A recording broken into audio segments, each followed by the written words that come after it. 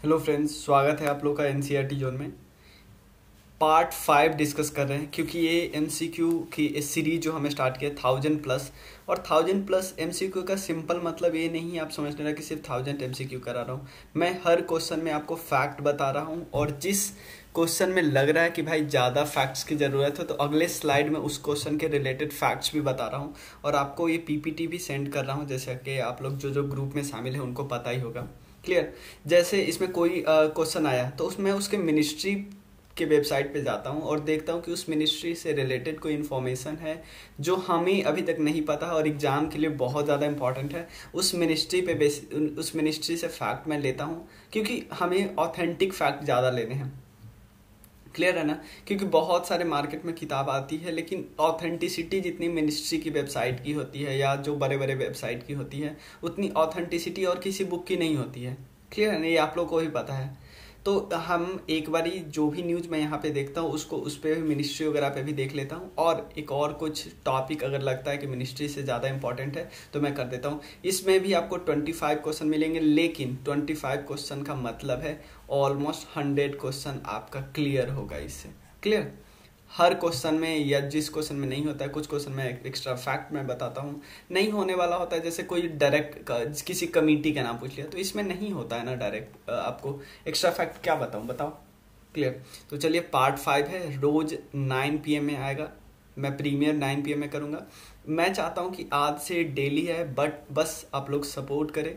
Clear. तो चलिए शुरू करते हैं। ये मेरे बारे में कुछ देख सकते हो, और आप अनअकैडमी पे मुझे फॉलो कर सकते हो। इस ये पर्टिकुलर लिंक पे डिस्क्रिप्शन में भी लिंक होगी। अगर आपके पास है अनअकैडमी तो आप फॉलो कर लीजिए मुझे। आप सोशल मीडिया पे भी फॉलो कर सकते हैं, सबका नाम एनसीईआरटी जोन है, चाहे इंस्टा, एफबी, टेलीग्राम। क्लियर। सबका लिंक डिस्क्रिप्शन में मिल जाएगा। व्हाट्सएप ग्रुप पे ज्वाइन करना चाहते हो तो लिंक भी है, लेकिन अगर इस पर अगर लिंक नहीं मिल रहा है तो आप इस नंबर पर मैसेज करिए। टेलीग्राम ग्रुप है, इस नंबर पर मैसेज करिए। और आपको कोई कंट्रीब्यूशन करना हो कि आप चाहते हो कि हमें हेल्प करना, तो आप यूपीआई या पेटीएम या गूगल पे सेम नंबर पे कर सकते हो, 9582062485। क्लियर। तो चलिए शुरू करते हैं। देखिए पहला क्वेश्चन था, ध्यान देना, पहला क्वेश्चन था कि एक मतलब पहला करंट अफेयर्स था कि एक सबमरीन केबल एस्टैब्लिश किया गया है कहाँ से कहाँ तक। सबमरीन केबल चेन्नई से लेके अंडमान और निकोबार के कुछ आइलैंड तक किया, मान लिया, हम बात मान लिए। लेकिन क्या इस पे क्वेश्चन बन जाएगा? क्योंकि ये सबको पता है, ये फैक्ट सबको पता है, जो थोड़ा भी इधर उधर करंट अफेयर्स देखता है उसको पता है। तो करंट अफेयर्स वाले जो एग्जाम में आते हैं इतने आसान पूछ सकते हैं, लेकिन कभी कभी घुमाएंगे। तो हम दोनों तरीके से हम सतर्क होकर रहते हैं। जैसे आप लोग को पता है एग्जाम में इतना कंपटीशन आ गया है तो थोड़ा हमें ट्रेंड को लेके चलना है, और थोड़ा इधर उधर भी हमें नॉलेज गैदर कर लेना है, क्योंकि हमें एग्जामिनर फंसा नहीं सके। जैसे आप लोग देख सकते हो यूपीएससी का भी एग्जाम हुआ है कि कैसे बहुत ज़्यादा थोड़ा ज़्यादा एनालिटिकल क्वेश्चन पूछा जा रहा है, कि मतलब ट्रेंड से मतलब बिल्कुल हटा जा रहा है। मतलब हम ऐसे नहीं कि प्रेडिक्ट नहीं कर सकते किसी एग्जाम के ट्रेंड को। अब यूपीएससी में आया है, बाकी एग्जाम में भी आने ही लगा है धीरे धीरे। आप ऐसा नहीं बोल सकते ओ सीधा फैक्ट्स नहीं। तो चलिए, इसलिए मैं सारे मिनिस्ट्री वगैरह के बारे में भी कुछ कुछ रीड करता हूँ, फिर मैं बताता हूँ। सबसे पहले एक करेक्ट ऑप्शन है, क्योंकि इनमें से बहुत जगह पे, मैं अगले स्लाइड में बताऊंगा, बहुत जगह पे जो केबल एस्टैब्लिश किया गया है, तो केबल एस्टैब्लिश जो सबमरीन केबल है उसको जोड़ा गया है बहुत सारे आइलैंड पे। लेकिन एक मैं क्वेश्चन थोड़ा हट के पूछता हूँ कि आपको पता होगा आज से कुछ महीने पहले या आई थिंक 1 साल पहले के आसपास अंडमान और निकोबार के 3 आइलैंड का नाम चेंज कर दिया गया था। तो आपको बताना है क्या स्टेटमेंट करेक्ट है। क्या रोज आइलैंड का नाम चेंज करके नेताजी सुभाष चंद्र बोस आइलैंड रखा गया था, सुभाष चंद्र बोस द्वीप। नील आइलैंड का नाम चेंज करके शहीद द्वीप, और हैवॉक आइलैंड का नाम चेंज करके स्वराज द्वीप। क्लियर है ना? ये सारे द्वीप का नाम चेंज किया था सुभाष चंद्र बोस जी के नाम, क्योंकि सुभाष चंद्र बोस जी ने झंडा फहराया था जब हमारे इंडिपेंडेंस से पहले, जब वो नहीं इंडियन नेशनल आर्मी का गठन किए थे, उस समय की बात है। क्लियर है? तो ये देखना आप स्टेटमेंट, क्या ये तीनों करेक्ट है कि मैंने कोई कुछ हेर फेर किया इसमें? क्लियर है ना? सारे करेक्ट आंसर है। क्लियर? सारे करेक्ट ऑप्शन है ए बी सी। रोज को नेताजी सुभाष चंद्र बोस अब बोला जाता है, यहाँ देख लेना कि सबमरीन केबल एसएसएस जोड़ा गया है। पोर्ट ब्लेयर, हैवॉक द्वीप, रंजीत द्वीप, Long Island, Car Nicobar, Kamorta, Great Nicobar, सबको जोड़ा गया है। क्लियर है ना। इसका भी नाम चेंज हो गया, आपको पता है। क्लियर। देखो तो किस किस का नाम चेंज हुआ है। रोस आइलैंड को नेताजी सुभाष चंद्र बोस बोलते हैं, नील आइलैंड को शहीद द्वीप, हैवॉक आइलैंड को स्वराज द्वीप। क्लियर। क्लियर, कोई दिक्कत नहीं। आपसे ये भी पूछा जा सकता है कि भाई कहाँ कहाँ पे केबल जुड़ा है, तो आप ऐसा नहीं बोल सकते कि भाई यार तीनों जगह जुड़ गया। नहीं, इन तीनों जगह जुड़ा नहीं है, जुड़ा है इन जगह जिसमें एक हैवॉक है जिसका नाम चेंज हुआ था। और कौन कौन है, Little Andaman, Car Nicobar, Kamorta, Great Nicobar, Long Island and Port Blair. और इस सब को जोड़ा कहाँ से गया, चेन्नई से। क्लियर है, कोई दिक्कत नहीं। अब आगे चलते नेक्स्ट क्वेश्चन। ये वाला थोड़ा स्टैटिक क्वेश्चन है क्योंकि इससे रिलेटेड है, तो हमें पता है कि हमें स्टैटिक भी एग्जाम में आ गया। Which of the following is the southern most point of India. Southern most point India कौन सा है। इंदिरा कोल, सेकेंड है इंदिरा पॉइंट, सी है ग्रेट निकोबार, थर्ड है ईस्ट आइलैंड। क्लियर है ना। तो इसका आंसर है, देखो आप लोग ग्रेट निकोबार पे सीधा चले जाओ। ग्रेट निकोबार का सबसे सदर्न पॉइंट है इंदिरा पॉइंट, ये है आंसर एक्चुअली, क्योंकि ग्रेट निकोबार बहुत बड़ा है, इसका सदर्न पॉइंट है, ये है इंदिरा पॉइंट। क्लियर। आपने सुना होगा कि सुनामी के समय अंदर आ गया था, वही बात वही वाला है। क्लियर, कोई दिक्कत नहीं, इसमें क्लियर है ना, क्लियर सारा पॉइंट है ना। क्लियर। नेक्स्ट देखते हैं। In which state the first training come production centre for silk, यानी सिल्क के लिए वहाँ पे ट्रेनिंग सेंटर भी ओपन हो रही है और प्रोडक्शन सेंटर। ट्रेनिंग सेंटर का मतलब है वहाँ पे बहुत सारे आर्टिजन बहुत लोगों को सिखाएंगे। क्लियर है ना। बहुत वहाँ पे आर्टिजन मतलब वहाँ पे एटलीस्ट जो 25 लोकल आर्टिजन है ना, उसको ट्रेनिंग दिया जा रहा है। क्लियर है ना, उसको ट्रेनिंग दिया जाएगा, फिर वो आगे ट्रेनिंग देंगे ऑब्वियसली, क्योंकि लोगों को ट्रेंड करना है ना। क्योंकि ऐसा थोड़ी है ट्रेडिशनली जैसे काम करे जिससे प्रोडक्शन बिल्कुल कम हो रहा है वही कर दे, नहीं, आप अपना ट्रेडिशनल चीज भी यूज करो, लेकिन नए तरीकों भी यूज करो जिससे प्रोडक्शन ज़्यादा फैले। तो ये कहाँ पे स्टाब्लिश होनी है, कहाँ पे, अभी हुई नहीं है। Is going to be establish in, कहाँ पे, अरुणाचल प्रदेश, आंध्र प्रदेश, एमपी या नन। क्लियर है ना। इसका करेक्ट आंसर आप लोगों को पता ही होगा, इसका करेक्ट आंसर है अरुणाचल प्रदेश। देखिए मैं अभी नेशनल न्यूज़ डिस्कस कर रहा हूँ, मैं एक बुक उठाया हूँ, 2 बुक है मेरे पास। एक बुक का अरिहंत पब्लिकेशन का बुक है और एक कंपटीशन इन फोकस करके है, वो ऑलमोस्ट जनवरी से है। और एक और मेरे पास बुक है जो आप लोगों के में हिंदी वालों में बहुत ज़्यादा फेमस है, दृष्टि।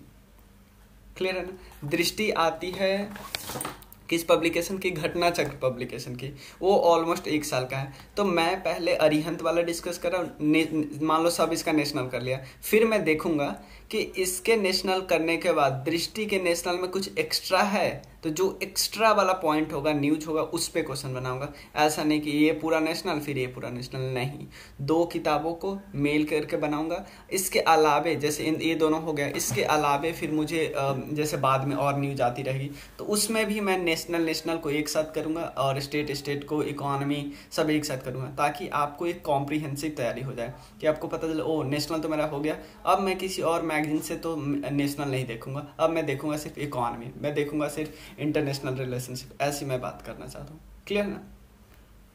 नेक्स्ट, हाँ, इसका एक फैक्ट डिस्कस कर ले। अरुणाचल प्रदेश का वो डिस्ट्रिक्ट का नाम है, मतलब एक्चुअली विलेज है जिसका नाम है चुलिया। चुलिया एक ट्राइबल विलेज है, इससे सिल्क प्रोडक्शन की पोटेंशियल को इंक्रीज किया जा सकता है, नॉर्मल है। हाँ, और एक और चीज आप बताइए, थोड़ा फैक्चुअल डिस्कस करना है, थोड़ा आप कॉन्सेप्ट पे चलते हैं, क्योंकि आपको पता है हमेशा एग्जाम में एक क्वेश्चन एग्रीकल्चर के प्रोडक्शन पे पूछ लेता है कि हाईएस्ट प्रोडक्शन, हाईएस्ट एक्सपोर्टर, ये सब पूछ लेता है। तो हाईएस्ट प्रोडक्शन ऑफ सिल्क कौन सा देश, तो आपको पता है। अब इंडिया में कौन सा स्टेट है, कर्नाटका, केरला, एमपी और बंगाल। बताइए, कर्नाटका, केरला, एमपी और बंगाल। आप तो सोचोगे कि यार भैया आप तो अरुणाचल प्रदेश में सेंटर ओपन कर रहे थे, तो इसमें अरुणाचल प्रदेश तो ऑप्शन ही नहीं है ना भाई। इसका सही आंसर है कर्नाटका। क्लियर। अब देखो इसमें कुछ और फैक्ट डिस्कस कर लेते हैं सिल्क के बारे में। The state of Karnataka is the largest producer of silk in India, हमने कर लिया। और यहाँ पे है 1/3, पूरे इंडिया का 1/3 तो यहीं पे होता है, डेटा याद नहीं करना है। और इंडिया सेकेंड लार्जेस्ट प्रोड्यूसर है सिल्क का आफ्टर चाइना। क्लियर है, इंडिया सेकेंड लार्जेस्ट प्रोड्यूसर है आफ्टर चाइना। और कुछ और फैक्ट डिस्कस कर लेते, वो आपको पता होना चाहिए। सिल्क की 4 वेराइटी होती है, कौन कौन? मलबरी, मुग्गा, शार, तसार इसको बोलते हैं। 2 टाइप की होती है, एक ट्रॉपिकल, एक ओक तसार। नहीं, कभी कभी इन दोनों को अलग अलग कर लेते हैं ना, तब 5 टाइप का हो जाता है। एक होता है एरी। तो अब क्वेश्चन ये भी पूछ सकता है कि जितने सिल्क का टाइप है उसमें से सबसे ज्यादा प्रोडक्शन किस सिल्क का होता है? तो हमारे यहाँ सबसे ज्यादा सिल्क का प्रोडक्शन होता है मलबरी सिल्क का। क्लियर, कोई दिक्कत नहीं। मलबरी सिर्फ पहला सबसे ज्यादा वाला याद रखिए, उसके बाद सबसे लास्ट वाला मुग्गा याद रखिए। आपको इतना डिटेल में जाने की जरूरत नहीं, आपको मलबरी लेकिन याद रखना ही पड़ेगा। क्लियर है ना? 4 टाइप की होती है, मलबरी, मुग्गा, सार, एरी। और मलबरी सबसे ज्यादा, इंडिया सेकेंड नंबर पे है। इंडिया में कर्नाटका टॉप पे है। कर्नाटका में ऑलमोस्ट 1/3 ऑफ प्रोडक्शन होती है सिल्क की। कितना फैक्ट्स मैंने बता दिया सिल्क से रिलेटेड।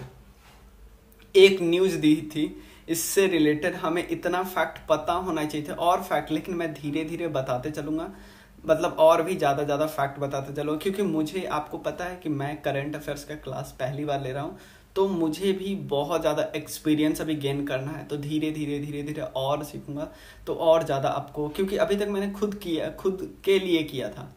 क्लियर ना? अभी मैं आपके लिए कभी नहीं किया, मतलब आपके लिए करंट अफेयर्स कभी नहीं किया। तो करंट अफेयर्स के अलावे आपका जो लुसेंट बुक है ना, लुसेंट ऑफ सब्जेक्टिव तो मैं करवा ही रहा हूँ, ऑब्जेक्टिव भी मैं जब करवाऊंगा ना, ऑब्जेक्टिव भी मैं 1-2 दिन में प्लान सोच रहा हूँ। तो ऑब्जेक्टिव भी मैं जब करवाऊंगा तो मैं ऐसे नहीं कि एवं लोग कहीं से क्वेश्चन पूछ रहे हैं, नहीं, इससे आपका कभी भी रिवीजन हो ही नहीं सकता। मैं चाहता हूं कि आपका टॉपिक रिवीजन, आप टेस्ट दो, लेकिन टेस्ट का मतलब होना चाहिए आपका रिवीजन। तो आप जैसे इंडस वैली सिविलाइजेशन पढ़ चुके हैं आप सब्जेक्टिव में, तो आपको क्वेश्चन उस पर बनाओगे। तो क्वेश्चन में 2 टाइप का क्वेश्चन होगा। एक तो वो क्वेश्चन होगा जो प्रीवियस ईयर क्वेश्चन होते हैं, जो लुसेंट के ऑब्जेक्टिव में दिए हैं। एक वो भी क्वेश्चन मैं सब्जेक्टिव वाले बुक से कुछ क्वेश्चन खुद फ्रेम करूंगा, ताकि आपको पूरा कवरेज हो जाए, पूरा रिवीजन हो जाए। जैसे एक चैप्टर से ऑलमोस्ट हम लोग 50 क्वेश्चन कर लेंगे, जिस टाइप से चैप्टर होगा। अगर ज़्यादा होगा, छोटा चैप्टर होगा तो 20-30, बड़ा चैप्टर होगा तो और ज़्यादा क्वेश्चन डिस्कस कर लेंगे। तो हमें पता होना चाहिए कि मैं चैप्टर का कवरेज ज़्यादा इंपॉर्टेंट है, रिवीजन ज़्यादा इंपॉर्टेंट है। इसके अलावे हम 500 क्वेश्चन कर ले, उससे कोई फायदा नहीं होगा, लेकिन हमारा मतलब मेरा मेन मोटिव होता है कि कवरेज इंपॉर्टेंट है। जैसे नेशनल न्यूज में कवर कर रहा हूँ, इसका मतलब मैं पूरा कवर कर रहा हूँ। ऐसा नहीं कि मैं कहीं से उठा रहा हूँ क्वेश्चन, कहीं से उठा रहा हूँ, टेप रहा हूँ, कॉपी पेस्ट कर रहा हूँ, और आप लोगों को बोलो ओह मैंने तो 2000 नेशनल न्यूज करवा दिए। कोई फायदा नहीं होगा भाई, ये आपको भी पता है, मुझे भी पता है। क्लियर है ना? कवरेज, न्यूज का कवरेज ज़्यादा इंपॉर्टेंट है। क्लियर है ना? तो आपको अच्छा लगता है तो अपने शेयर करना जरूर, क्योंकि आपको भी पता है इतनी ज़्यादा वीडियो आ गई है, जिस चैनल के सब्सक्राइबर कम है उनकी वीडियो ऊपर जाएगी ही नहीं जाएगी जब तक आप हेल्प नहीं करोगे तो। क्लियर? चलिए मिलते हैं, अगला क्वेश्चन करते हैं। कंट्री की पहली किसान स्पेशल पार्सल ट्रेन चली है, ध्यान देना, देश की सबसे किसान स्पेशल ट्रेन। किसान स्पेशल ट्रेन का मतलब है कि देखो, पेरिसेबल आइटम होता है ना, कभी कभी खराब हो जाता है, कभी कभी क्या हमेशा खराब हो जाता है अगर 1 दिन 2 दिन से ज्यादा रखने। तो क्या किया गया इसमें कि ट्रेन के मदद से एक स्पेशल ट्रेन स्टाफ बनाया गया है, जिसका नाम है किसान ट्रेन। उसमें पेरिसेबल आइटम को एक जगह से दूसरे जगह पे जल्दी पहुंचाने की बात की गई है। उसमें और भी व्यवस्था होगी, थोड़ी फ्रीज वगैरह की व्यवस्था होगी, सब कुछ की व्यवस्था होगी। और ये वीकली चलेगी। क्लियर? सप्ताह में 1 दिन चलेगी। क्लियर? तो कहाँ से कहाँ तक चली है पहली बार आपको बता, महाराष्ट्र से बिहार, महाराष्ट्र से दिल्ली, दिल्ली टू यूपी या नन, बताइए भाई। महाराष्ट्र से चली है, कहाँ पे? महाराष्ट्र से बिहार चली है। मैं उस जगह का नाम बताता हूँ। और इस चलाया कौन कौन है? 2 लोगों ने, मतलब इसको इनॉग्रेट किया है। मिनिस्टर ऑफ रेलवे जो है पीयूष गोयल साहब, मिनिस्ट्री ऑफ एग्रीकल्चर जो है नरेंद्र सिंह तोमर, उन्होंने। कहाँ से कहाँ तक चली है? महाराष्ट्र का जगह है देवलाली, और बिहार का दानापुर रेलवे स्टेशन है। क्लियर है ना? बिहार का दानापुर रेलवे स्टेशन। ये दोनों आपको फैक्ट्स याद होने चाहिए, क्योंकि बहुत एग्जाम में डायरेक्ट मिनिस्टर का नाम पूछ लेते हैं ना। हाँ, अब थोड़ा मिनिस्ट्री पे पूछे, एग्रीकल्चर मिनिस्ट्री में कितने डिपार्टमेंट है? बताओ कितने डिपार्टमेंट है एग्रीकल्चर मिनिस्ट्री में? 2, 3, 4, 5, ये मैं इसलिए पूछ रहा हूँ कि आपको पता होना चाहिए कि सारे मिनिस्ट्री के बारे में, क्योंकि हम जिस एग्ज़ाम की तैयारी करें एटलीस्ट सबसे ऑथेंटिक सोर्स है उन पे तो ज़रूर थोड़ा एक बार नज़र दौड़ा लो। हमारी मिनिस्ट्री का वेबसाइट ओपन कर, कभी इसरो का वेबसाइट ओपन कर लो, कभी DRDO का वेबसाइट ओपन कर लो, कभी बार का वेबसाइट ओपन कर लो।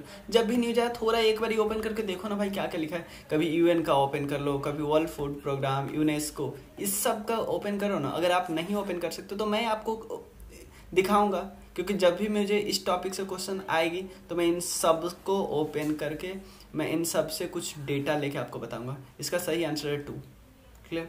तो कौन कौन है? एक है department of agriculture cooperation and farmer welfare, दूसरा है DARE, DARE, department of agriculture research and education. इसका ही एक यूनिट है, कौन है? इसके अंदर ही एक बॉडी है ICAR। क्लियर है ना? जो एग्रीकल्चर में रिसर्च करने की बात कहती है, Indian council for agriculture research. और इसी के डायरेक्टर जनरल थे, ध्यान देना, इसी के डायरेक्टर जनरल थे कौन? MS स्वामीनाथन। MS स्वामीनाथन ने ही क्या किया था? Green revolution. ग्रीन रिवॉल्यूशन के फादर किनको बोला जाता है? MS स्वामीनाथन से। लेकिन मैक्सिको से किनको बुलाया गया था इंडिया में? Norman Borlaug. वर्ल्ड में सबसे ज़्यादा नाम इनका है, नॉर्मन बोरलॉग, ग्रीन रिवॉल्यूशन के लिए। लेकिन इंडिया में किनको फादर बोला जाता है? MS स्वामीनाथन। और आपको पता है व्हाइट रिवॉल्यूशन के फादर किनको बोला जाता है? कुरियन जी को। कुरियन, पिछले वीडियो में आप देख लेना। हाँ, अब नेक्स्ट है, जब हम कोऑपरेटिव्स की बात करें तो एक क्वेश्चन और बता दो। कोऑपरेटिव, देखो इसमें एक्चुअली न्यूज ये था कि एक यूट्यूब चैनल ओपन किया गया जिसका नाम है शाहाकर कोप ट्यूब। एक यूट्यूब चैनल का ओपन किया गया जिसमें किसके द्वारा? NCDC, national cooperative development corporation, इसके द्वारा ओपन किया गया है ताकि वो कोऑपरेटिव्स के बारे में बहुत कुछ बताएंगे। कोऑपरेटिव्स के फायदे, बेनिफिट्स वगैरह, कैसे कोई यूथ आ सकता है इसमें, सब कुछ बताएंगे। लेकिन क्या यूट्यूब चैनल के बारे में क्वेश्चन पूछेंगे? नहीं भाई, बिल्कुल नहीं। आपसे तो मैं आपसे एक बेसिक क्वेश्चन पूछ रहा हूँ। नेशनल कोऑपरेटिव डेवलपमेंट कॉर्पोरेशन क्या एक स्टैट्यूटरी बॉडी है मिनिस्ट्री ऑफ एग्रीकल्चर के अंदर?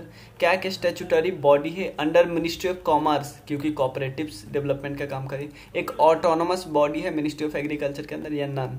क्लियर है ना? तो एक स्टैट्यूटरी बॉडी है, national cooperation development corporation act, parliament के एक एक्ट के तहत बनाया गया था इसको। क्लियर? कोई दिक्कत नहीं।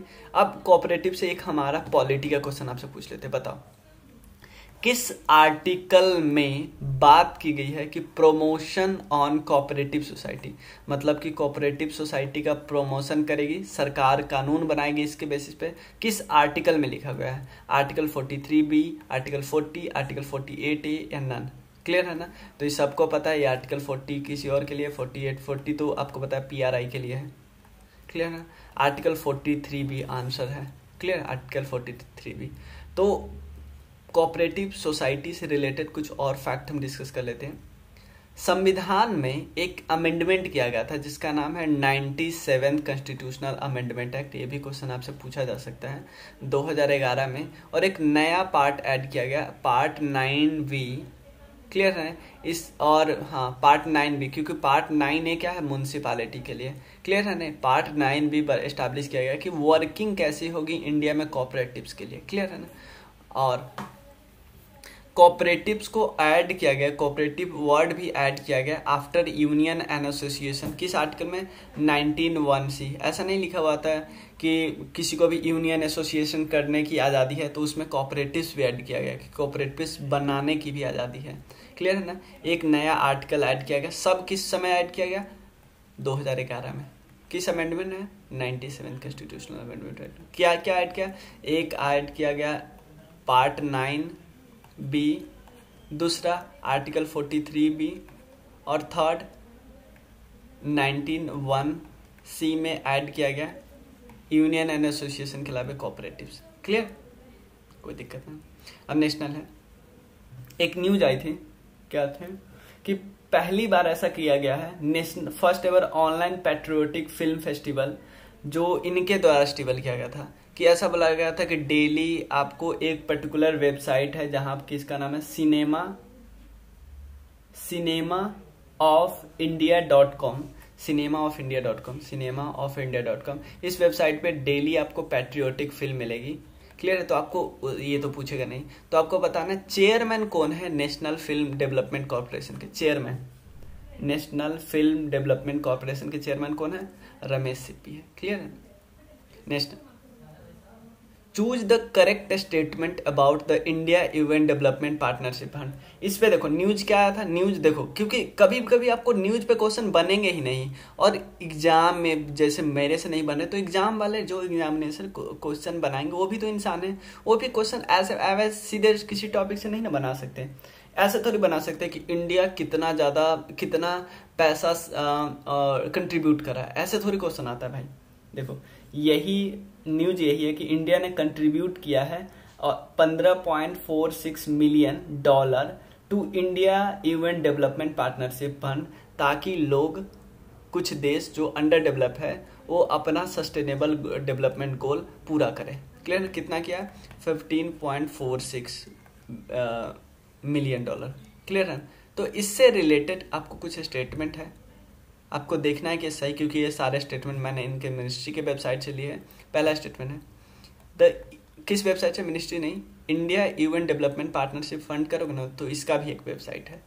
The India event development partnership fund is dedicated facility है within the United Nation fund for South cooperation. मतलब दुनिया में जितने साउथ में कंट्री है ना, साउथ साइड में, चाहे अफ्रीका में हो, एशिया में हो, साउथ अमेरिका में थोड़ा, मतलब साउथ अमेरिका, अफ्रीका, एशिया, ये थोड़ा कम डेवलप्ड है। आपको पता ही वो नॉर्थ वाले बहुत ज़्यादा डेवलप है, हाईली डेवलप है। तो इन सब ने सोचा कि हम एक फंड बना लेते हैं, हम सब एक दूसरे का मदद करेंगे, एक दूसरे के डेवलपमेंट पे और एक दूसरे के सस्टेनेबल डेवलपमेंट गोल को अचीव करने में। क्लियर है ना? तो ये फंड पहला करेक्ट है या सही, ध्यान देना। 2017 में स्टैब्लिश किया गया था। चलो देखते हैं थर्ड क्या है। इंडिया टोटल बोला कि हम $150 मिलियन देंगे अगले एक डिकेड तक। क्लियर है ना? ताकि 2030 का जो एजेंडा है सस्टेनेबल डेवलपमेंट गोल का, उसको पूरा किया जा सके। तो इंडिया ऐसे ही देती रहती, इंडिया अभी दे रही है 15 मिलियन। ऐसे नहीं कि इंडिया एक बार में नहीं दे रही, धीरे धीरे दे रही है। खर्चा करो फिर देंगे, एक गार्जियन की तरह। क्लियर? तो ये तीनों स्टेटमेंट करेक्ट है। हाँ, ये मैं आपको फैक्ट से बताने के लिए क्वेश्चन पूछा था और आपको बता दिया। एग्जाम थी न्यूज क्या था, क्योंकि आपको पता है हर एक न्यूज पे क्वेश्चन नहीं बनता है, इशू पे क्वेश्चन बनता है। तो ये न्यूज जो था, न्यूज था, पर्टिकुलर न्यूज था, इस पे क्वेश्चन नहीं बन सकता था ना, लेकिन क्वेश्चन आपको ऐसे पूछा जा सकता है कि नहीं। क्लियर है ना? आपसे सिंपल पूछे ये, इस पे 3 क्वेश्चन तो वैसे ही बन गया। क्लियर है ना? अब मैं तो सिंपल ये इसको पूछ सकता था, इसको भी अलग क्वेश्चन बना सकता था, तो 100 क्वेश्चन तो मैं वैसे ही बना सकता था, लेकिन कोई फायदा नहीं ना। नेक्स्ट देखो, नदन रेलवे जोन का हेडक्वार्टर कहाँ पे? नदन रेलवे जोन का हेडक्वार्टर कहाँ पे? इसका हेडक्वार्टर न्यू दिल्ली, कश्मीर, शिमला और नान। तो भाई इसका हेडक्वार्टर है न्यू दिल्ली में। अब यहाँ पे इस पे मैं क्वेश्चन क्यों लाया, ध्यान देना। एक नया व्यापार मेला एक्सप्रेस ओपन हुआ है, ध्यान देना, व्यापार मेला एक्सप्रेस। क्लियर है ना? इसमें क्या किया जाएगा? दिल्ली, ध्यान देना, किशनगंज मतलब दिल्ली से कुछ सामान जाएगा त्रिपुरा, और मतलब दिल्ली से पहले से ही आई थिंक पंजाब से ही जाएगा, और ऑलमोस्ट बहुत सारा रास्ता कवर करना है। और इधर से कृषि का सामान जाएगा, बहुत सारा खेती वगैरह का सामान जाएगा। क्लियर है ना? बहुत सारा सामान यहाँ से लोड हो जाएगा और यहाँ पे जाएगा। व्यापार में माला नहीं समझते, व्यापार मतलब होता है ना, व्यापार क्या होता है, कोई सामान बेचने जा रहे हो वो वाला बात। क्लियर? ये है वीट वगैरह जा रहे लोड होके। क्लियर है ना? तो ये बात है। तो इस पे क्वेश्चन इस न्यूज पे नहीं बनेगा ना, हमने जिस पे क्वेश्चन बना था उस पे बता दिया। क्लियर? नेक्स्ट है कि एमएसपी, ध्यान देना, एमएसपी अभी किसके द्वारा रिकमेंड किया जाता है? किसके द्वारा एमएसपी को रिकमेंड किया जाता है? एमएसपी जो मिनिमम सपोर्ट प्राइस है, किसके द्वारा रिकमेंड किया जाता है? The commission for agriculture cost and price, ICAR जो Indian council for agriculture research है, मिनिस्ट्री ऑफ एग्रीकल्चर, या CCEA cabinet committee of economic affairs. बताइए किसके द्वारा रिकमेंड किया जाता है कि मैं एमएसपी इस पर्टिकुलर फसल के इतना होगा, इस पर्टिकुलर फसल के लिए इतना होगा। क्लियर? बताइए भाई, ये है the commission for agriculture cost and price. Clear? आपको भी पता है, क्योंकि यहाँ पे मैंने ये क्वेश्चन क्यों करा दिया, क्योंकि यहाँ पे FCI वगैरह का जिक्र हुआ है, तो मैं सोचा कि ये क्वेश्चन करा लेते हैं, क्योंकि ये क्वेश्चन आपको ऐसे भी इकोनॉमी में आएगा, तो हम दोबारा नहीं करेंगे, लेकिन हम स्टैटिक भी नहीं छोड़ रहे हैं। क्लियर? नेक्स्ट क्वेश्चन है, एक और चीज़ बता दो, देखो रिकमेंड ये करता है लेकिन फाइनलाइज करता है CCEA, cabinet committee of economic affairs. यही दुनिया को बताता है कि हाँ भाई इतना है minimum support price. Minimum support price actually होता क्या पता है? इस प्राइस पे सरकार क्या करती है, फार्मर से अनाज खरीदती है, क्योंकि अनाज कभी कभी क्या होते हैं बहुत सस्ते हो जाते हैं, क्योंकि बहुत ज़्यादा प्रोडक्शन हो जाता है गांव में, तो बहुत ज़्यादा सस्ते हो जाते हैं। तो अगर फार्मर सीधा मार्केट में जाए बेचने तो बहुत सस्ता ले लेंगे, तो फार्मर सरकार बोलते हैं कि भाई आपको इतना सस्ता बेचने की ज़रूरत नहीं है, और आप तो अभी सस्ता बेच लोगे, बाद में वही अनाज महंगा खरीदोगे, आप मुझसे बेच दो, मैं पहले ही फिक्स कर दिया हूँ रेट, आप उसी रेट पे मुझे बेचो, मैं ले लूँगा। क्लियर? क्लियर? ये आप देख सकते हो, फार्मर से MSP रेट पे खरीदते हैं, और वो फार्मर के जो अनाज देता है वो कहाँ पे पहुँच जाता है? FCI के, फूड कॉरपोरेशन ऑफ इंडिया के पास भेज जाता है। अब फूड कॉरपोरेशन ऑफ इंडिया एक कम रेट पे स्टेट गवर्नमेंट को बेचते हैं, स्टेट गवर्नमेंट वो उसी अनाज को बस डिस्ट्रीब्यूट कर देते हैं राशन शॉप पे, जिसको फेयर प्राइस शॉप कर देते हैं, और यहाँ पे बेनिफिशरी खरीदते हैं। PDS नहीं हो जो होते हैं, इस पैसे से पब्लिक डिस्ट्रीब्यूशन सिस्टम, 1 रुपये 2 रुपये 3 रुपये यहाँ से खरीदते हैं। क्लियर? याद है ना? सेंटर इसको किस प्राइस से बेचते हैं, उसको हम इशू प्राइस बोलते हैं। इशू प्राइस, सेंटर जिस प्राइस पे स्टेट को बेचते हैं उसको इशू प्राइस बोलते हैं। क्लियर? अब NFSA से, नेशनल फूड सिक्योरिटी एक्ट, एक क्वेश्चन मैं क्यों करा रहा हूँ, क्योंकि एक न्यूज आया कि 4 और स्टेट जैसे मणिपुर, नागालैंड, जम्मू एंड कश्मीर और उत्तराखंड, ये स्टेट भी मान गए हैं कि भाई मैं 1 नेशन 1 राशन कार्ड में शामिल हो जाऊंगा, 1 नेशन 1 राशन कार्ड में शामिल हो जाऊंगा। तो राशन कार्ड क्यों दिया जाता है? राशन कार्ड इसलिए दिया जाता है कि लोगों को अनाज मिले। तो अनाज किस एक्ट के तहत मिलता है? नेशनल फूड सिक्योरिटी एक्ट के तहत मिलता है, national food security act. Clear? तो नेशनल फूड सिक्योरिटी एक्ट के तहत कौन कौन सा स्टेटमेंट करेक्ट है, ये आपको मिनिस्ट्री के वेबसाइट पे डायरेक्ट मिल जाएगी। ध्यान देना, पहला स्टेटमेंट 75% रूरल पॉपुलेशन को और 50% अर्बन पॉपुलेशन को हेल्प करता है, चलो मान लेते हैं सही है। सेकंड है 5 kg फ्रूट ग्रेन आपको मिलता है पर मंथ। देखो राइस होते हैं 3 रुपये, वीट होते हैं 2 रुपये, कोर्स ग्रेन होते हैं 1 रुपये, और इसमें बोला गया है कि 6,000 रुपये प्रेग्नेंट वुमेन को भी दिया जाएगा, और प्रेग्नेंट वुमेन या लैक्टेटिंग मदर को दिया जाता है, और कई इंस्टॉलमेंट में दिया जाता है, मतलब ऐसा नहीं कि कई इंस्टॉलमेंट में दिया जाता है, चाइल्ड बर्थ के इवन 6 मंथ तक बहुत सारे स्टेटमेंट इंस्टॉलमेंट में दिया जाता है। क्लियर है ना? जो मातृत्व अभियान होते हैं उसके अंतर्गत पैसा दिया जाता है वो अलग होता है भाई। क्लियर है ना? और इसमें एक और है कि मील दिया जाता है चिल्ड्रन को up to 6 year of age. कौन सा इसमें which of the choose the incorrect statement? Clear है ना? तो ये तीनों करेक्ट है, आपको पता है। इनकरेक्ट सिर्फ यही है क्योंकि 6 साल नहीं 14 साल है आंसर। क्लियर? PDF भेजूंगा, आप आराम से देखना, बहुत सारे फैक्ट आपका क्लियर कर रहा हूँ। क्लियर? यही है 1 नेशन 1 कार्ड के तहत हमने 1 nation 1 fast card, mobility card, ration card, ये सब कार्ड कर लिया। क्लियर?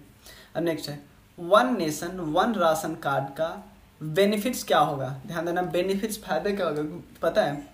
बहुत सारे एग्जाम में, इवन अधिकतर एग्जाम में अब फैक्चुअल, बहुत सारे फैक्चुअल नहीं पूछते क्योंकि ट्रेंड थोड़ा चेंज हो रहा है, सरकार के स्कीम का बेनिफिट्स पूछ लेने लगते हैं।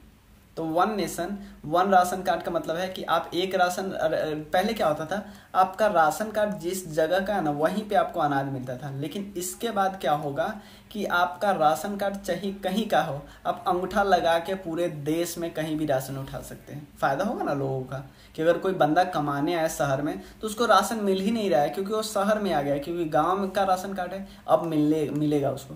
तो पहला फायदा क्या होगा, सस्टेनेबल डेवलपमेंट गोल के अंदर एक गोल है, गोल नंबर 2, जिसमें लिखा हुआ कि हंगर को एंड करेगा, भूखमरी जो होती है उसको एंड करना, चलो 2030 के अंदर। उसका दूसरा, fake and duplicate ration card को इम्प्रूव करेगा, मतलब आइडेंटिफाई करेगा, जो फेक है उसको हटाओ और जो डुप्लीकेट है उसको भी हटाओ, मतलब सही लोग फायदा उठाओ। पता है क्या होता है कभी कभी इसका मतलब डायरेक्ट बेनिफिट ट्रांसफर के बाद थोड़ा रुका है, लेकिन इसमें होता क्या था कि भाई कोई बंदा रह रहा है बाहर, गांव में उसके जगह पे कोई और उठा लिया, क्लियर है ना, या मतलब कि कुछ न कुछ उसमें बेच दिया, किसी को बेच दिया, ऐसे होता है। ट्रांसपेरेंसी आएगी, एफिशिएंसी आएगी फूड ग्रेन के, तो इसका सारा स्टेटमेंट करेक्ट है। बहुत बार एग्जाम में बेनिफिट्स पूछते थे स्कीम के, क्लियर है। 14 स्टेट ज्वाइन कर लिया। एक क्वेश्चन है, मुस्लिम वुमेन्स का राइट डे कौन बनाया था? मुस्लिम वुमेन्स राइट डे किस दिन को मनाया जाता है? 1 अगस्त, 14 अगस्त, 17 जुलाई और 9, बताइए किस दिन मनाया जाता है? 1 अगस्त। हम इतना याद कर लेंगे हो जाएगा? बिल्कुल भी नहीं, हमें कुछ फैक्ट्स और याद करने पड़ेंगे। क्या फैक्ट है कि इस दिन को प्रेसिडेंट ने एसेंट दिया था किस बिल को? जो मुस्लिम वुमेन के लिए जो बिल नहीं है, कौन सा बिल? ट्रिपल तलाक वाला, जो the Muslim women protection of right of marriage act, जो इंस्टेंट ट्रिपल तलाक को एक क्रिमिनलाइजिंग ऑफेंस बताता है और उसके लिए 3 साल की जेल बताता है। भाई ध्यान देना, सिर्फ इंस्टेंट ट्रिपल तलाक हो, ऐसा नहीं कि सारे ट्रिपल तलाक हो भाई। और ट्रिपल तलाक 2 और टाइप का होता है, एक देख लेना आप कोई पेज वगैरह, लेकिन सिर्फ ध्यान रखना, सिर्फ इंस्टेंट ट्रिपल तलाक, जो तलाक नहीं बोल देते थे, सिर्फ इसको सरकार ने क्रिमिनल ऑफेंस किया है। इसके अलावे जो ट्रिपल तलाक होते हैं, एक होता है कि तलाक दे बोल दिया, उसके 3 महीने गैप के बाद बोलते हैं, फिर 3 महीने गैप के बाद बोलते हैं, फिर इसको कूलिंग ऑफ पीरियड बोलते हैं कि इस समय सब कुछ ठीक हो गया, सलट गया तो ठीक है। फिर देखो इसके बाद 3 महीने बाद फिर बोलेंगे, अगर यहाँ पे सब कुछ नहीं ठीक हुआ तो फिर 3 महीने बाद बोलेंगे, यहाँ पे नहीं ठीक हुआ यहाँ बोलेंगे। इसको अभी तक इलीगल नहीं करार दिया गया, क्लियर है ना। सिर्फ इंस्टेंट ट्रिपल तलाक को क्रिमिनलाइजिंग ऑफेंस बताया गया, ध्यान रखना है। और इससे फ़ायदा हुआ है कि 82% डिक्लाइन हो गया है ट्रिपल तलाक के केस में, 82% जब से जो बिल एक्ट बना है तब से, क्लियर। नेक्स्ट क्वेश्चन ध्यान देना। नेक्स्ट क्वेश्चन क्या है, एक न्यूज में पहले आपको बताऊंगा, लेकिन पहले आपको बताइए सीएपीएफ जो होता है उसके अंदर कौन सी बॉडी नहीं आती है? सीआरपीएफ नहीं आती है, सेंट्रल आर्म पुलिस फोर्स जो है, central reserve police force, SSB, CIPF industrial police force जो होता है, और या सारी इसी के अंदर आती है।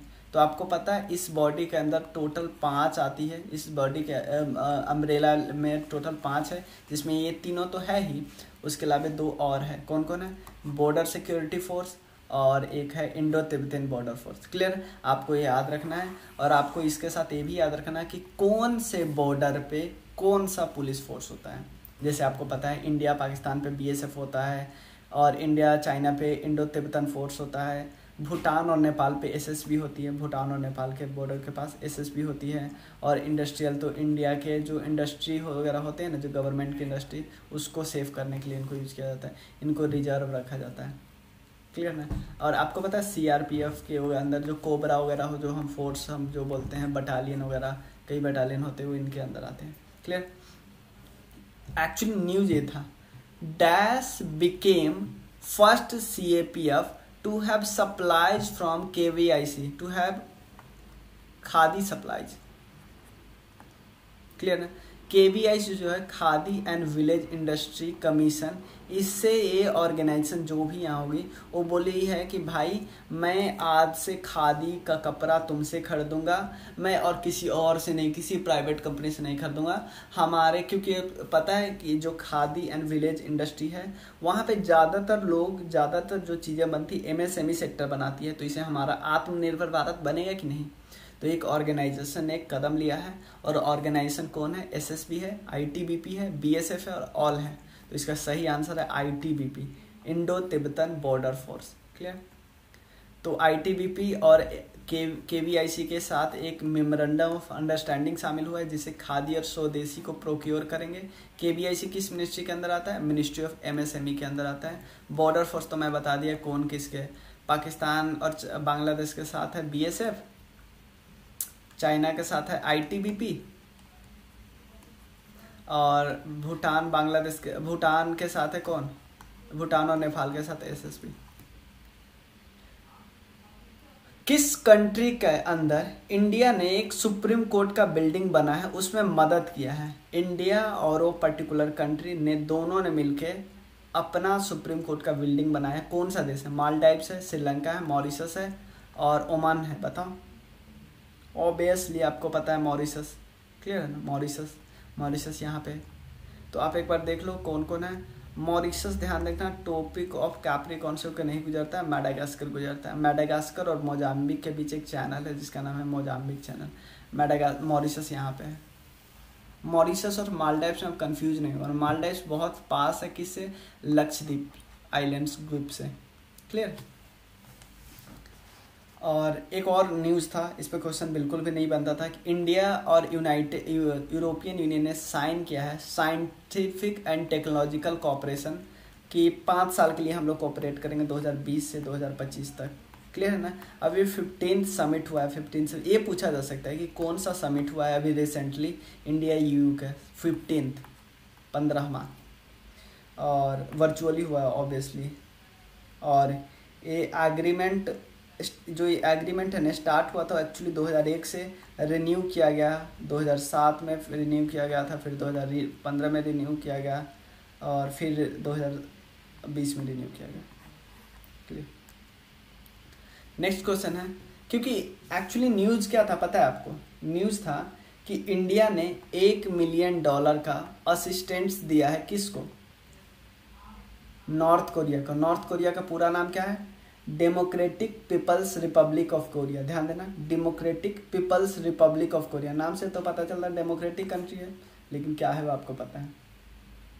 और इंडिया असिस्टेंट किया है WHO के रिक्वेस्ट पे, और इंडिया और बार भी रिक्वेस्ट मतलब कि वर्ल्ड फूड प्रोग्राम के जब वर्ल्ड फूड प्रोग्राम असिस्ट किया था तो उस समय भी इंडिया ने बहुत सारे पैसे दिए थे, ऑलमोस्ट 1 मिलियन दोनों साल 2011 और 12 में, 2011 और 16 में। तो इंडिया हेल्प करता रहता है। क्लियर ना। तो आपको बताना है, तो इस पे क्वेश्चन तो नहीं बन सकते, जितना होना चाहता तो मैं बता दिया। तो 38th पैरेलल लाइन एक है जो कि 2 देशों की बाउंड्री को बोलते हैं। वो दोनों कंट्री कौन सा है, north Korea south Korea, Indonesia और इंडिया और इंडोनेशिया, मलेशिया और सिंगापुर, USA और कनाडा। बताइए। ऑब्वियसली इसका आंसर आप लोग को पता है, नॉर्थ कोरिया और साउथ कोरिया। दोनों की कैपिटल देख लो, प्यांगयोंग, और इसकी कैपिटल का नाम है Seoul.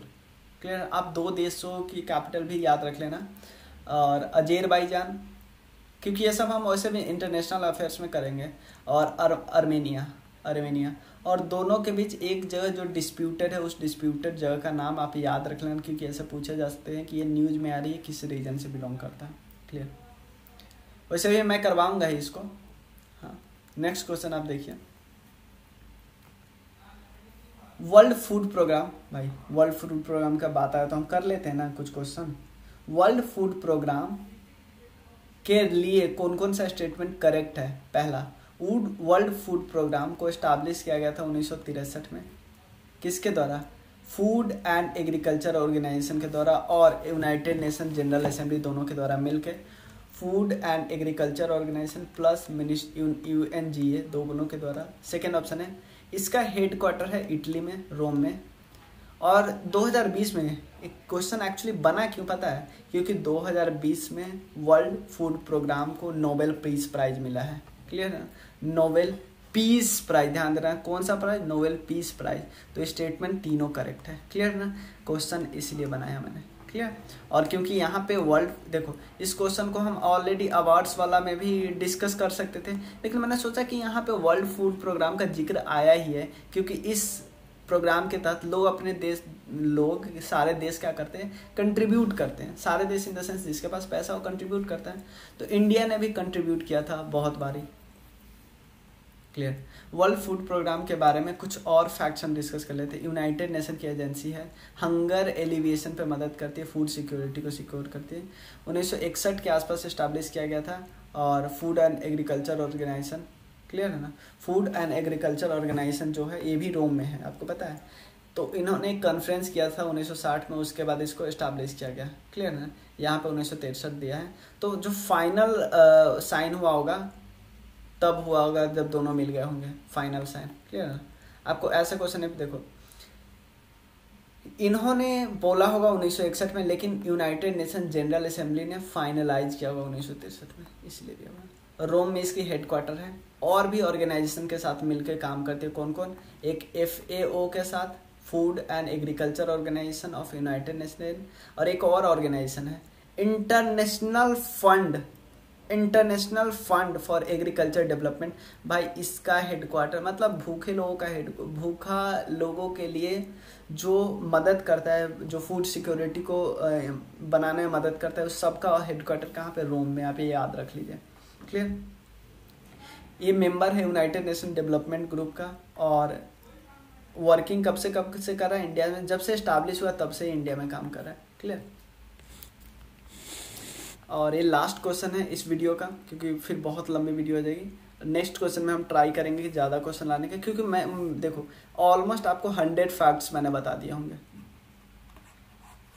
Who is the chairman of the panel? एक नया पैनल बनाया गया जिसका चेयरमैन एक इंसान को नियुक्त किया गया है कि उनका काम है कि फ्रीडम फाइटर के फैमिली के वेलफेयर के लिए या उनके रिलेटिव के वेलफेयर के लिए, after death of freedom fighter या डेथ से पहले भी फ्रीडम फाइटर के वेलफेयर के लिए क्या किया जाए।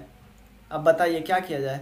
तो इसका चेयरमैन कौन है? जी किशन रेड्डी, डीपी सिंह, रंगराजन और नन। बताइए। तो इसका सही आंसर है जी किशन रेड्डी। क्लियर? चलिए मिलते हैं फिर। Thank you so much. हाँ, एक और फैक्ट बस देख लिए। एक फैक्ट क्या है कि बताया गया है, सरकार बोल रही है, मतलब जो एक्चुअली ये मिनिस्ट्री है ट्रांसपोर्ट मिनिस्ट्री वाला, कि जो गाड़ी BS6 को कंप्लायंस करती है, BS6 को कंप्लायंस करती है, वो ग्रीन स्ट्रिप लगा सकती है अपने नंबर के पास। क्लियर है ना? और ये किस एक्ट को चेंज किया गया है? Motor vehicle high security registration plate act को, जो ऑर्डर है 2018 को, इसमें बदलाव करके किया है। मतलब ये ऑर्डर पर रजिस्ट्रेशन प्लेट को वगैरह देखती है। इसका एक और एक्ट आया था कि मतलब गाड़ी को चोरी वगैरह को बचाने के लिए कुछ प्लेट को कुछ इस टाइप से बनाए। वो न्यूज़ भी मैं आपको कवर करवा दूंगा। वो न्यूज़ मैं बस ऐसे ही देखा था, लेकिन मुझे थोड़ा बहुत याद आ रहा है, कुछ एल्युमिनियम का प्लेट वगैरह ऐसे करके उस पर कवर करके मैं वो भी न्यूज़ कवर करवा दूंगा। बस इतना ही है इस वीडियो में। मिलते हैं फिर। Thank you so much. अब मिलते हैं। 2 वीडियो और आने वाली है, और आज से हमारा प्लानिंग स्टार्ट हो गया था।